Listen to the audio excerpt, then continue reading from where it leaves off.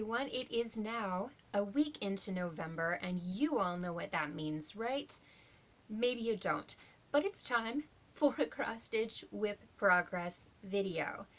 I have been steadily working between two different cross-stitch projects. I've wanted to do a new start, but I'm trying to get at least one of these done before I start anything new, but I have a couple things in mind.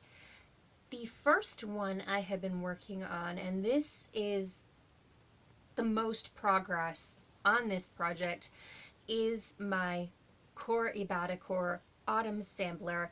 This is my variation on it. I told you before, I took the whole pattern, made some working copies, literally cropped and moved around and relocated and did my own chart conversion on that. And I am over 2/3 done with it now. I think it's turning out super, super cute. So if you've been watching me on my Instagram, I have been updating when I finish a square of this.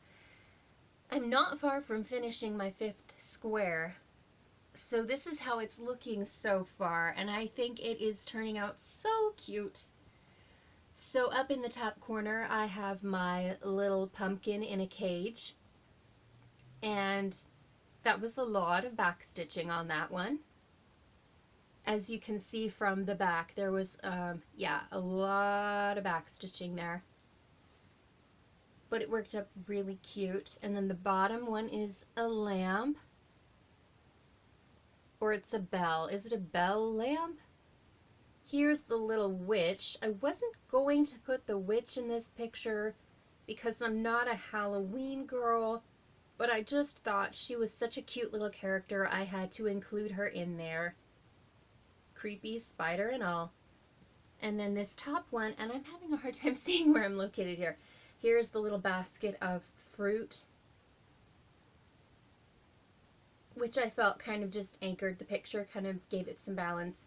And I have just finished stitching in the cat in this top square. And I'm going to be altering this one slightly more because the pillow really isn't showing up all that much. But I love that little kitty cat. Isn't that so cute? So the overall picture is really adorable. Again, this is a very lightly modeled, like almost like a peachy tanny color. And I think it looks just perfect with it. I will say one element of this picture I did not expect was that a lot of the outlining, or the back stitching, it's not obvious where the stitches go because, well, for instance, if you can see in this top square here, the back stitching, there is a great attempt to make it very, very fluidly round and swirly. And so that was a trick to find just the right places to put the stitches in to give them a smooth look rather than a chunky look. So that was tricky, but it is possible to do that. The only part on the whole picture that really was easier to do the back stitching on was the spider, because all of the lines were obvious where they went. They were all more square and chunky. But yes, I'm super excited on how this is turning out. I can probably have this done within the next week or two. And because it's still autumn, it's fine. I didn't have to have the whole picture done by the end of October. That was kind of a plan, but it's totally okay that I missed that deadline because it's still autumn sampler, but it's super cute. And then my other project I have also been working on, I gotta take the Q-snaps off, is my Mirabilia Nora Corbett Poison Ivy, and she is really turning out beautifully. Look at how much of that skirt I've gotten done. She has not been my focus piece because I realized after I got all the supplies, which I finally got them, that she is not going to fit in an 8x10 frame. The 8x10 frame I had put aside to put her in. Normally these small pixies will fit in an 8x10 just fine. Her stitches are literally 6.5 by 10.5. So I'm not sure how I'm going to frame her yet. So I might hold off on the beading until I actually find the frame. But she's very long and graceful, and she will not take me long to finish her. She's really gorgeous. I'm loving her. And like I said, I finally got all of the supplies for her. If I can hold these without dropping them. Let's see here. So these are the different beads, a lot of purples, and then a green one. But they're very pretty, and they're going to be so sparkly and gorgeous with her. And then there are 2 chronics in a white and a green. So I've got all the supplies to finish her now. I just need to go find a frame somewhere that will fit her, because she's a little abnormally shaped, and I do not have other people frame them for me, at least not yet. So we'll have to see what I can come up with for that. And then on a side note, while I placed my order, I was really wanting to see what the blue with the dots, the petite point blue with the white dots, looked like in person. It's super cute. So I will in a little bit show you, if you are curious, what the 3 different colors, the raw, the gray, and the blue, what they look like side by side, so you get the side by side comparison. I thought I'd go ahead and show you that in just a bit. But that is where I'm at with my cross stitch so far. So I thought I would also give you a little update on how my diamond painting is going. She really is a super huge picture, and it's taken me a long time to be able to tackle much of her because she's really, like I said, really huge. But I am I think I'm about halfway done with her now. And I am going to be recruiting my mom for some help in finishing this because of the size of her. But this is where I am at with my Victoria's Moon Belle picture. She's very pretty, and she's working up really nicely. I had a problem with the first canvas that I was sent, and I contacted the company, and they said, okay, something is wrong with this. We will send you a new one. And so they resent me a kit, and it came out much better, and it's working up really nicely now. And so I'm very happy with that.